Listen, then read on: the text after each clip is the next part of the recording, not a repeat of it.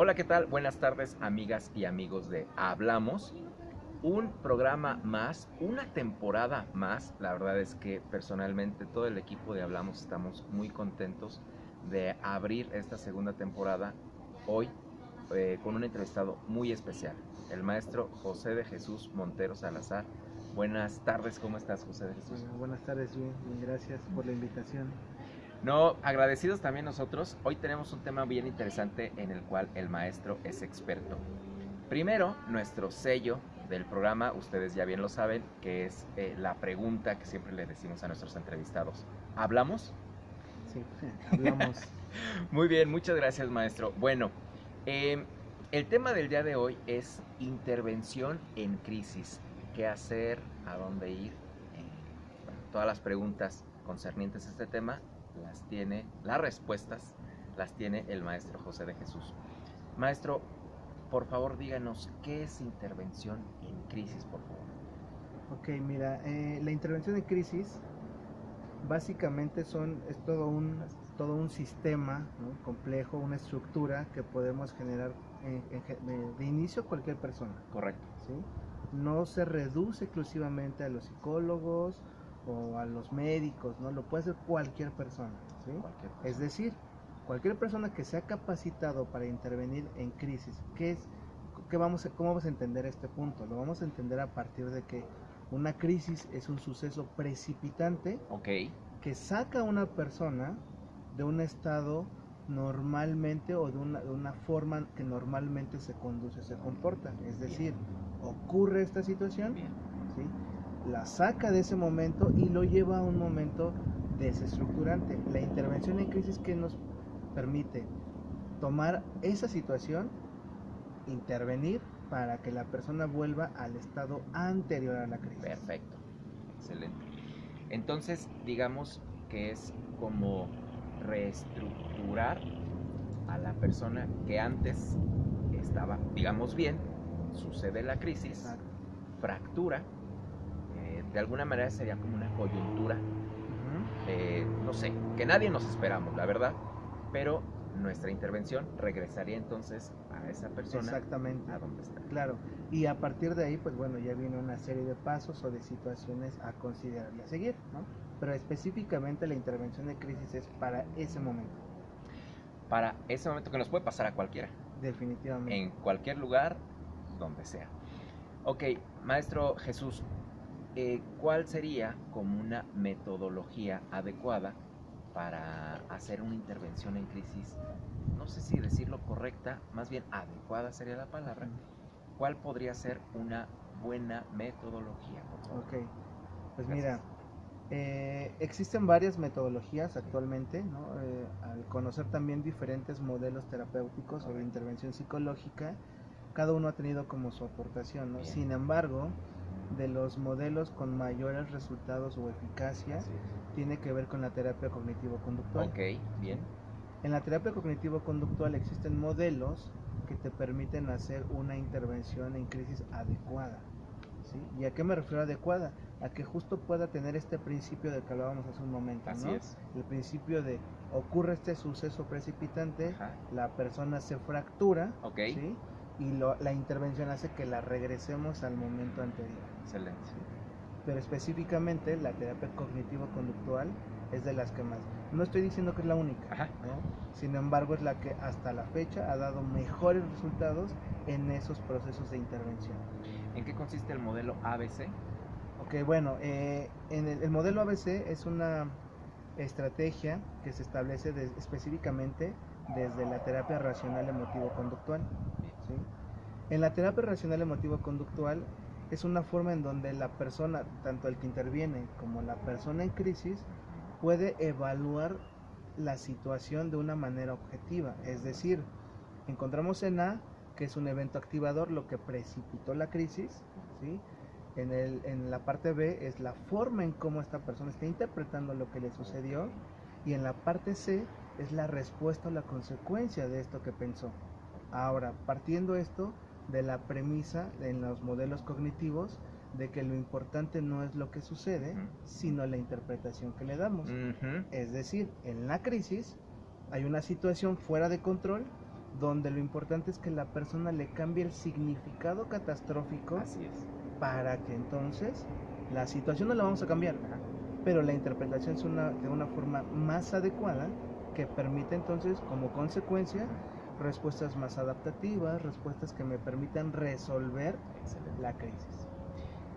Entonces, amigas y amigos, como lo acaba de explicar el maestro Jesús, toda esta metodología es la interpretación que le damos y a lo catastrófico que nos ha sucedido.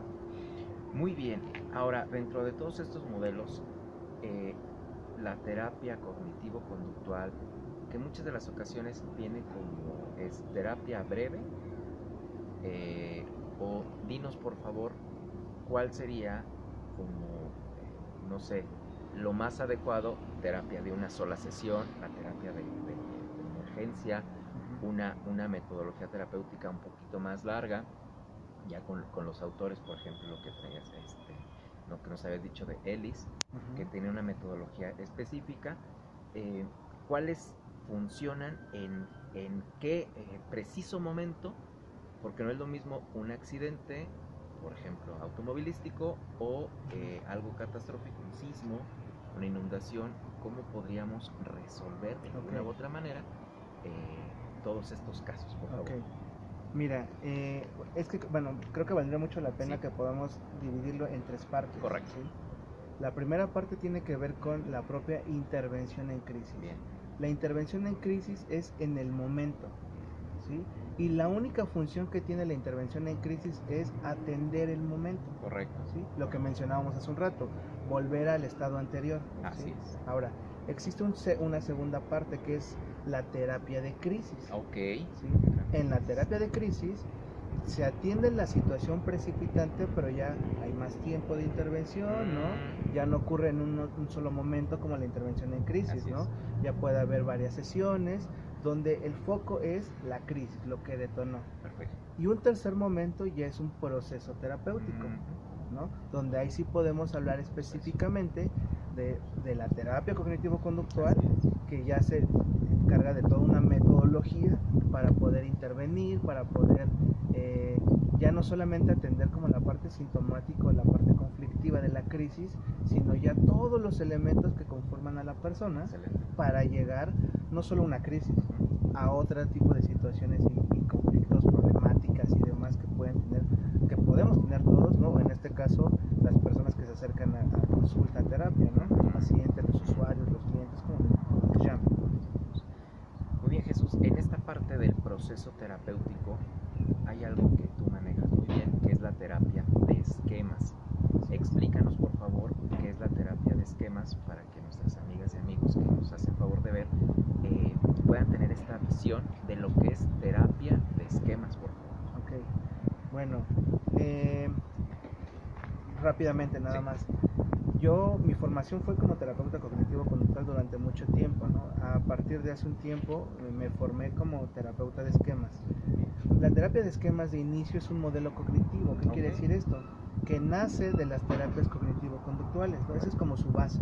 Bueno, partiendo de ahí, lo que hace la terapia de esquemas es juntar como esta parte metodológica efectiva de otros modelos, teniendo como base las terapias cognitivas, y establece el sistema de que los seres humanos, ¿sí?, a diferencia de otros seres vivos, además de necesidades básicas a cubrir para la vida, tenemos necesidades emocionales básicas por cubrir.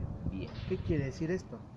Que si a una persona se le cubren estas necesidades básicas emocionales, es una persona que, por decirlo de alguna forma, se puede convertir en un adulto estable, saludable, funcional, por decirlo de alguna forma, ¿no?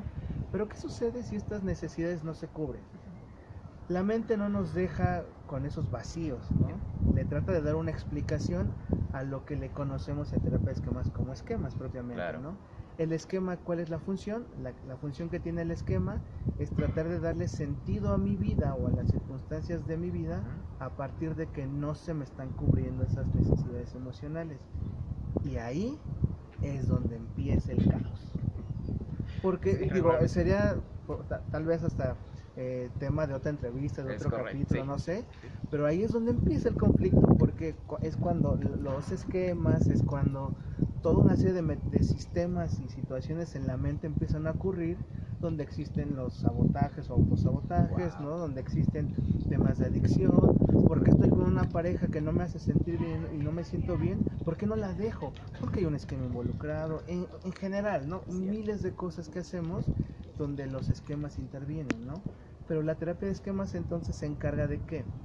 De que la persona pueda desactivar esos esquemas atendiendo esas necesidades Excelente, emocionales. excelente. Eso es a grandes rasgos, insisto, es muchísimo más, pero a grandes rasgos eso es la terapia de esquemas.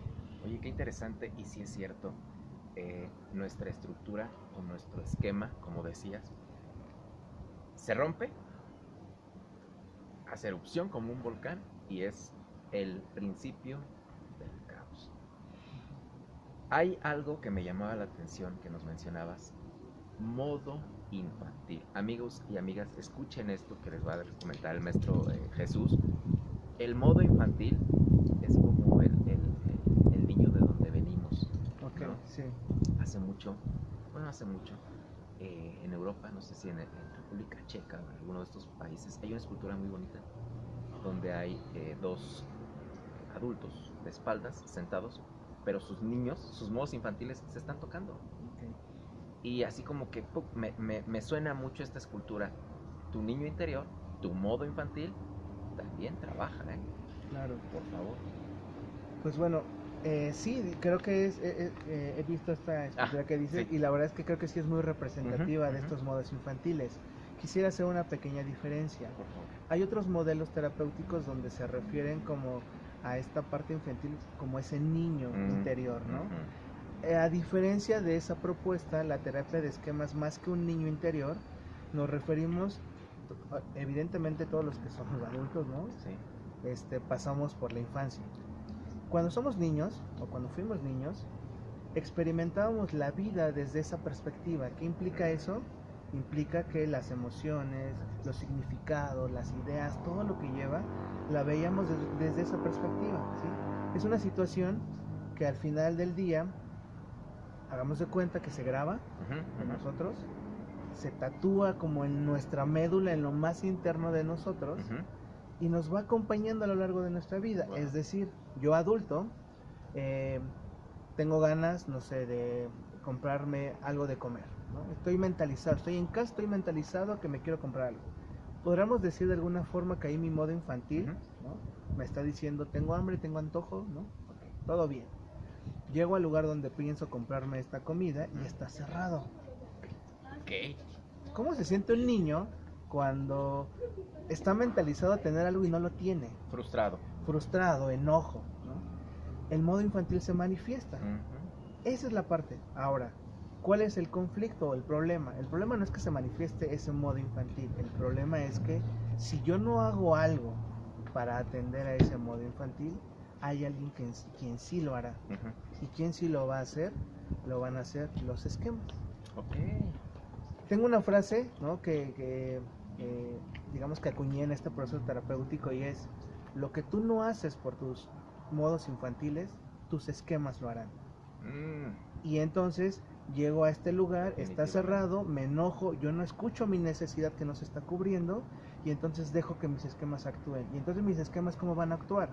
Van a hacer que me enoje de más y van a decir, ¿por qué no está abierto, maldita sea? Y de repente, si por alguna razón estaba esperando a alguien para que me acompañara, le empiezo a echar la culpa y claro, por tu culpa no llegamos y seguramente y el caos que eso empieza a generar, ¿no? Entonces es más o menos esa es la dinámica del modo infantil, es decir, a medida que yo lo atienda, mis esquemas no serán activados y por lo tanto tendré un mejor manejo de las situaciones, ya sean favorables o desfavorables. ¿Cómo actúa el adulto saludable?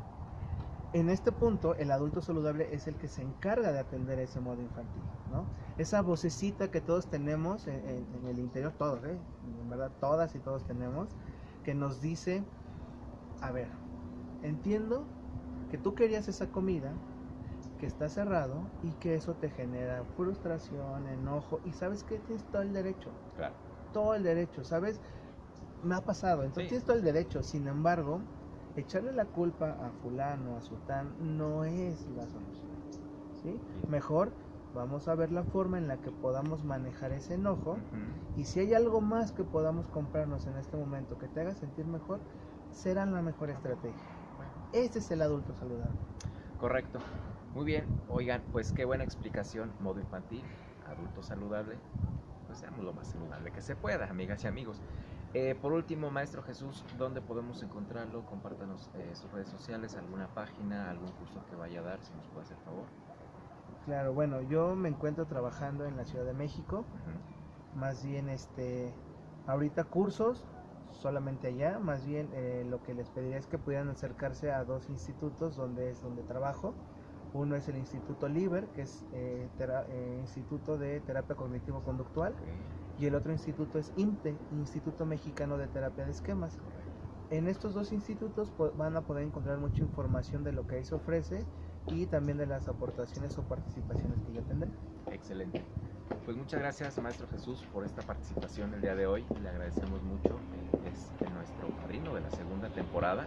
Y pues así como nuestro entrevistado experto el día de hoy, seguramente verán muchísimos más, amigas y amigos. Muchísimas gracias por su atención. Nos vemos para la próxima.